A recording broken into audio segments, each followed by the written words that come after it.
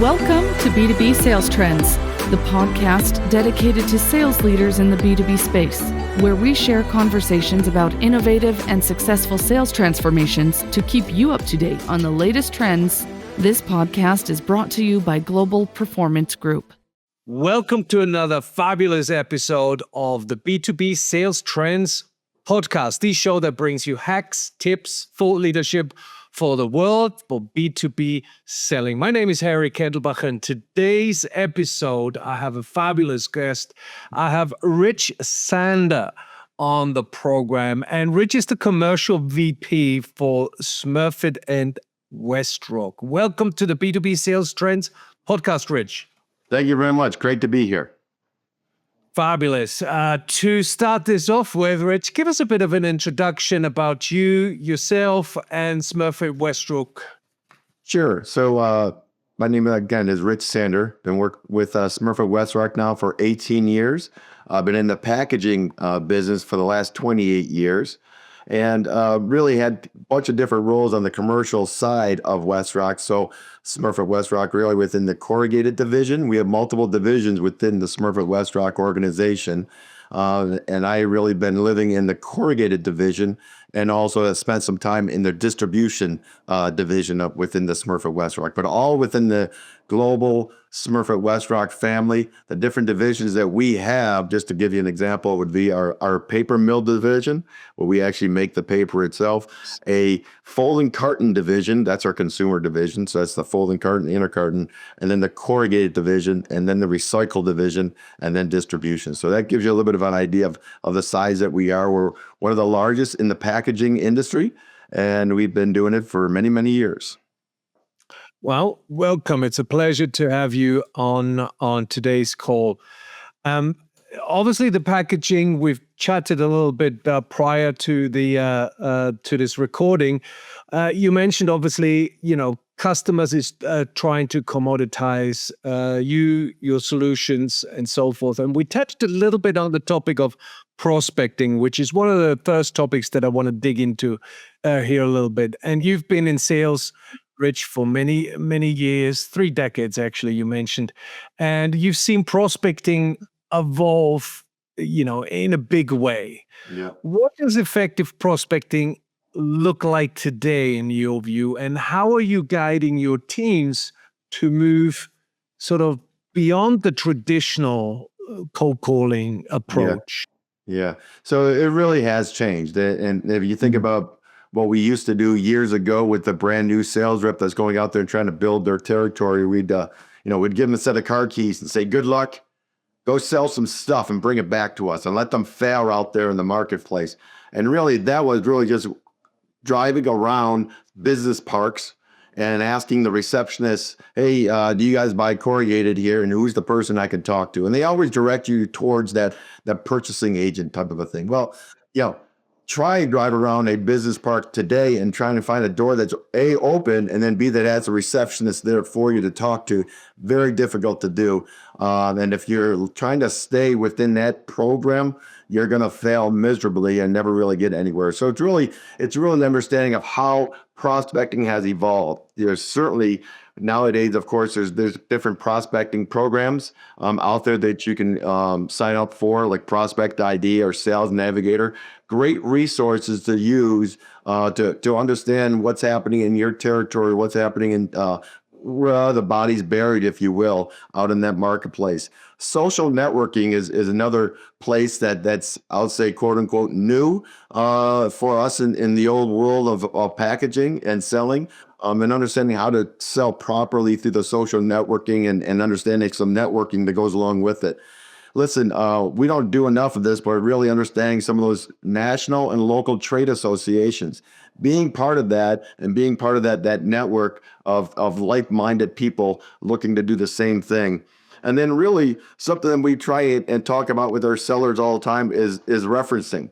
So if you're having a good experience with a good customer, really, I would ask if you're enjoying what you're doing with us today and like the ROI that you're seeing with us, Do you think there's anybody else out there that you might know that might want to benefit from something like this? They all belong to different organizations, and they like to talk about a good deal that they have. And so if they're able to give you a name or somebody within another organization, that referencing, that happens a lot more, I think, probably in the insurance world, but in the packaging world, I think it certainly works as well. So if you do all that, and sometimes cold calling, if you do all that together, that puts a lot of balls up in the air for you to start working on the opportunity, and not just working on just one, which is driving into a business park and trying to talk to the receptionist. Yeah, I like it. I like what you said. Network first. Dig into your existing successful customers, get referrals out of that, Yeah. and then obviously have a different approach to the traditional cold calling, but sort of nurture them with certain value that they may not have anticipated before. That's right. Exactly. It just is a different approach, and you sort of need an ecosystem of the lead gen way these days, which is great.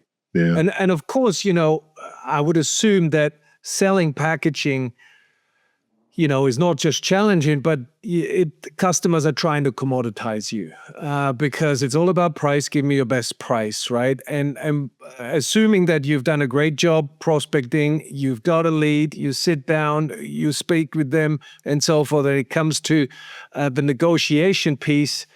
How are you helping your team break out of that, in a way, transactional conversation and engage customers around business outcomes instead of, the price that everybody is trying to back you into that corner? Yeah, it's really interesting. We talk about it. We talk about two different types of selling scenarios. And we use the terminology transactional. There's a very transactional event that happens, and we see that out there. And that might be on a bid, give me your best price out there, kind of a thing. So there is transactional events that happen out there. But the question really is, if it's not transactional, then is it a solution-based opportunity? And really, that's the key to this, is trying to uncover those solution opportunities with the customer. And it's really understanding and having the customer understand that it actually costs more to ship the box than the cost of the box itself. And so if you start thinking about some of this, here's the box. That box costs you whatever, $1, $2.50, whatever that box costs. But you think about what that box is doing in the packaging arena, right? And so you start thinking about some key issues that box is going through. And if you start talking about throughput for the customer, dimensional weight, if they're shipping out, dimensional weight is for FedEx, UPS, or DHL, or even supply chain issues. All of those major issues, if you start thinking about that and those issues that come up with the customer, that $2 box is such a small part of their total packaging opportunity for you to take a look and take a look at solving that problem. And that's what we're trying to get into with our customers, is really truly understanding the problem that they're having today. If they are truly, and I say this to my sales reps all the time, if they are truly just looking for a price, tell the customer today, you could drop the price 2% today and give me a PO, and I'll guarantee a 2% price drop. But you know what? Nobody ever takes us up on that offer, because they're not just looking for price. They're telling you that it's a transactional price. But when you peel that onion away, there's so much more cost savings around that box than the box itself. And that's why we say it costs more for the solution to ship the box than the box itself. Is it that procurement typically reaches out to get a bid from you guys? Yeah, typically it would start at the from the procurement level. Absolutely, absolutely. Right. Yeah, it's so interesting. Our research says that 30 to 70% of deal improvement can be achieved if procurement and all the other stakeholders are aligned, and not just aligned, you're engaging with all of them. Yeah. But natural tendency is for salespeople to react to what procurement is asking for, and prematurely react, and they typically ask for price. But but price is really down the order of importance and KPIs for them big time. I think it's fifth or sixth in their KPI list. So there's many other things that can be talked about and sold to and negotiated about with procurement. And that's a really interesting piece. And you've mentioned that before, that reaching those decision makers across, Yeah. in a way, the org chart is really important. So how do you coach your sales reps to identify that sort of broader buying committee and Yeah. tailor their approach to each stakeholder? So, and I'm sure you probably have some statistics around that as well. As you see, the decision-making team has grown and grown and grown. For, back in the day, call it 20 years ago, I still remember as I was coming into this world, into this industry, it seems like I just missed that time when you hear the stories of going out to lunch with the procurement guy, having a few drinks and coming back with the PO. So it was Nice. like a one-on-one conversation that was Right. always happening, right? And now you think about it, and the studies have shown that the decision-making team could be from 10 to 13 people now making that decision.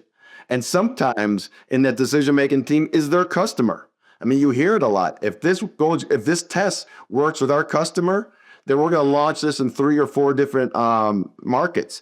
That is the customer's customer as part of the decision-making team. So really recognizing what the team looks like and who's part of that team is really important, because each one of them has a stake or a vote on that decision-making team. Now, I will say that not everybody's vote is weighted evenly, right? So you need to understand who's got weight in that organization as far as the decision-making team, and then find out what is the real issues they want to address. And so as we try and uncover opportunities, what we believe are opportunities, which are the real issues that the customer is addressing, we need to have that validated by more than one person within the decision-making team. If that procurement person or that operation person is saying, this is my problem that I want you to solve, you need to understand it, and you need to go validate that with the other people within the team itself. And so you think about ops. So you think about it as an example of something we talk about all the time with our customers, is a problem they have is throughput. They're trying to pack out their product, whatever that widget is.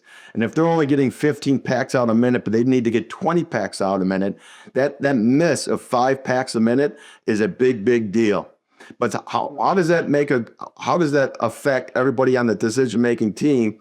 From an operations standpoint, they could produce more, which means they can hit their targets more, right? In sales, they could sell more.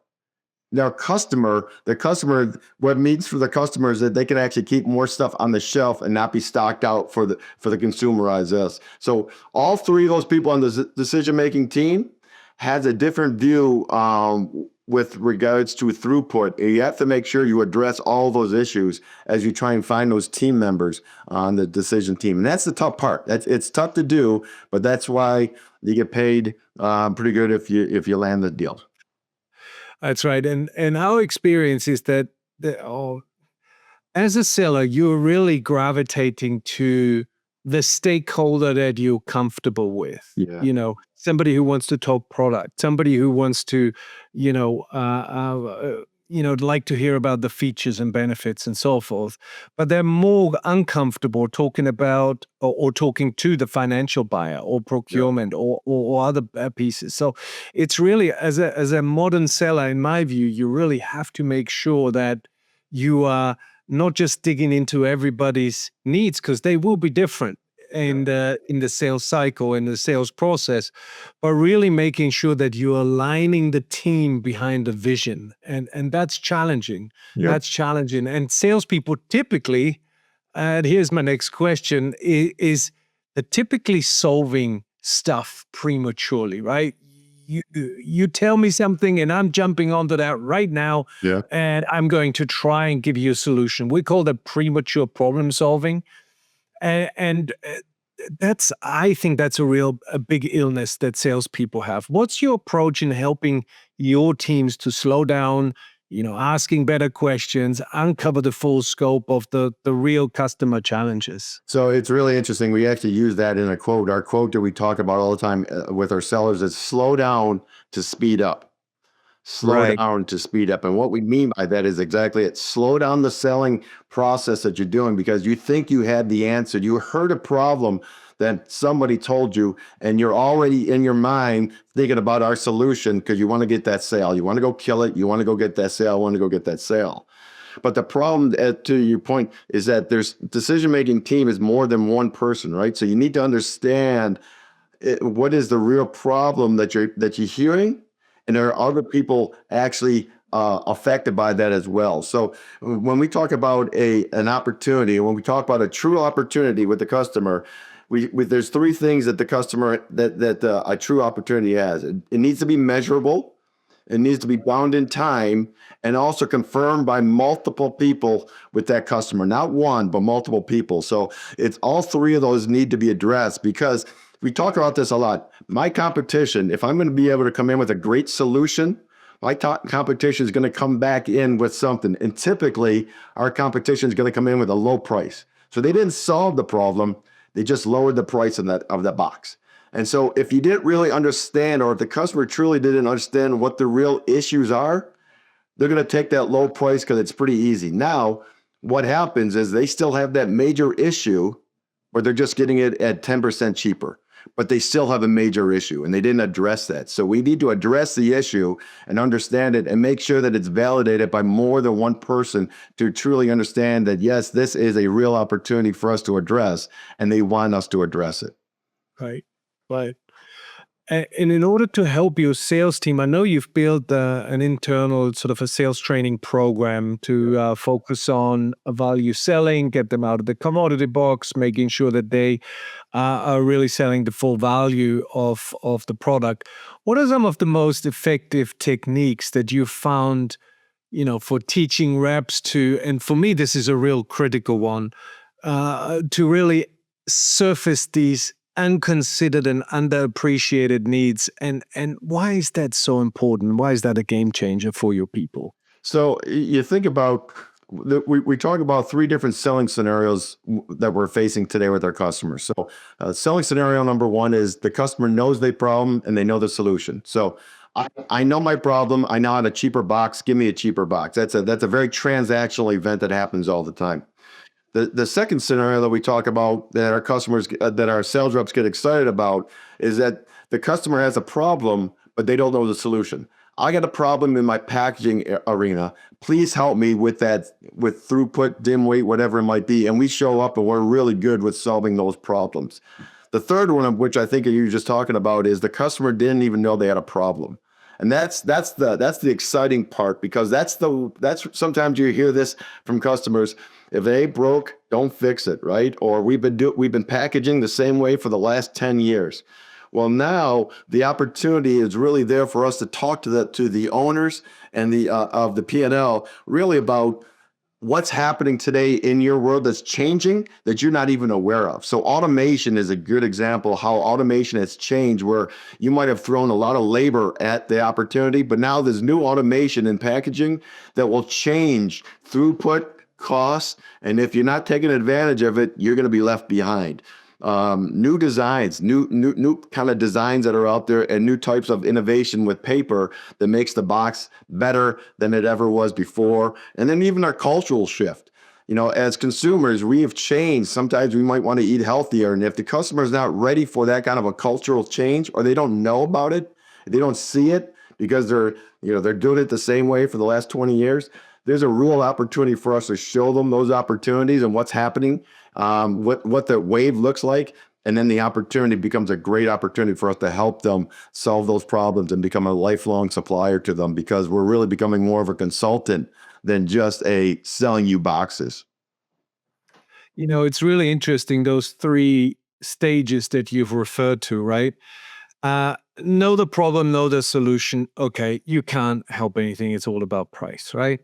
The customer has the problem, doesn't know the solution. That's where sort of the average, a little bit to the better, sort of advanced salespeople are nowadays operating. But AI and everything that's out there now is helping them with them. They know they have a problem, and they can find out about the solution. So if people are cropping up with the same old boring stuff, then it's not going to make a difference. I really think that the third level That's right. is going to not just change a deal, but changes the relationship, because you are bringing stuff proactively. You are helping them to anticipate issues that they haven't thought of before. That's right. And that's where the gold dust is. Yeah, Really that's nice. huge. Yeah, that's huge. And that's usually where you're talking now about 100% supplier to them, more of a consultant, and you're working with what we call the top shop, the C-suite, because you're really changing the way they see their industry in the next 3 to 5 years.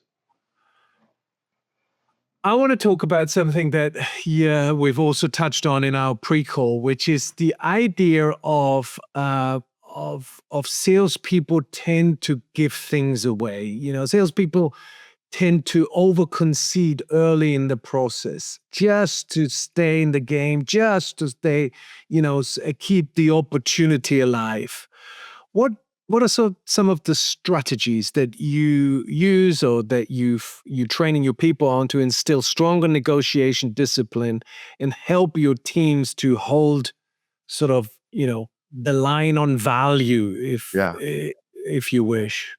Yeah, it's really interesting. You're exactly right. It's one of those things, and we talk about a lot, that our customers, just as we train our salespeople, our customers are being trained in procurement to do the same thing, and it's that 11th hour. It's that 11th hour. We're thinking about going with you, but can we get this, this, and this? And of course you can, because I'm going to get the PO, and then you just gave away so much. And so we talk about it as give gets, right? So if I'm going to ask for something, or if you're going to ask for something, I'm going to ask for something back. So it's a give get kind of negotiation. And we actually put them through negotiation training. It's actually called Negotiation with Backbone, if you're familiar with the book. The negotiation with backbone is really part of that we talk about all the time, because we are in could be a very transactional industry, and we have to be able to understand who we're talking to, what role they play, okay, and then also, do they really want to make the change? Because what happens far too often, very easy for them to get our sellers very excited about an opportunity, and all they really wanted us for a price. So they can go back to their supplier and say, hey, listen, Smurfit WestRock was just in here and lowered my price by 5%. What are you going to do about it? My competitions are going to dance a little bit and probably lower the price. In a matter of 2 or 3 calls, they just lowered their packaging price by 5%. That was pretty easy. We didn't win. Our competition didn't win.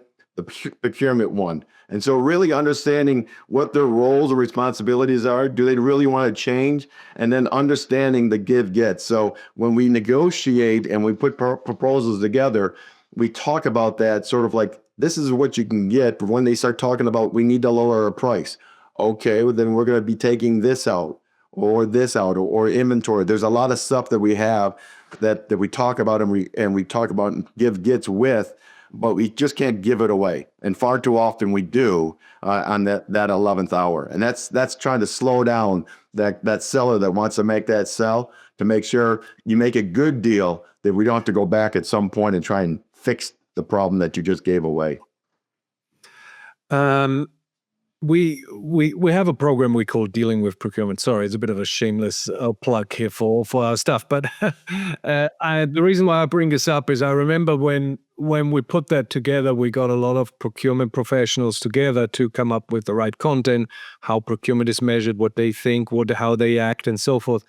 And I always remember that one procurement professional said, we're trained to ask for everything from the beginning. We don't need half of this stuff, by the way, but we want to get the seller into a concession mode. There you go. And once we have them in that rhythm, we just make our deals much, much more profitable that way. And you would be surprised what we get. And that always stuck in my mind. It was really interesting. 100%. I see the 11th hour ask all the time. Oh my goodness. Yeah. Right. Poor sellers. Yeah. Rich, my last question on every podcast is your opinion and what do you think are the top 3 qualities that elite salespeople need to possess these days to make them elite salespeople? Sure. What would you say are those top three in your mind? Well, I think one of the qualities that our top sellers have is that hunter mentality, always trying to open up, because we have way too many reps that are, they're seasoned reps and they got a book of business and they're happy with it. So it's always a matter of opening up. That hunter mentality is really good, and that networking that goes along with it. And you see it all the time. They're always sort of working, if you will. A good listener. We talk about it, and I'm sure you talk about it all the time with your people as well. Being a good listener, because you're going to ask hopefully a lot of open-ended questions, but a lot of times when we hear that there's a problem, we shut our ears and we just said, I got a solution. You got to keep on asking questions. So being a good listener is really important.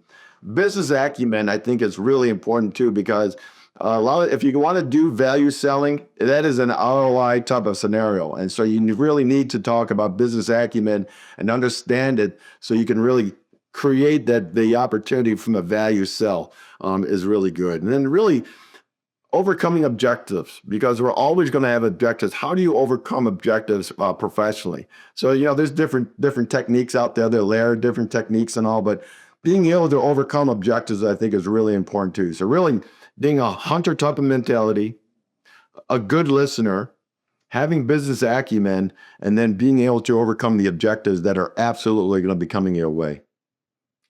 Amen to that, Rich. Fabulous. Thank you. You've been a fantastic guest, and I know our listeners very much appreciate your insights and thought leadership. So thank you for taking the time, Rich. Well, thank you. Thanks for the invitation. Loved it.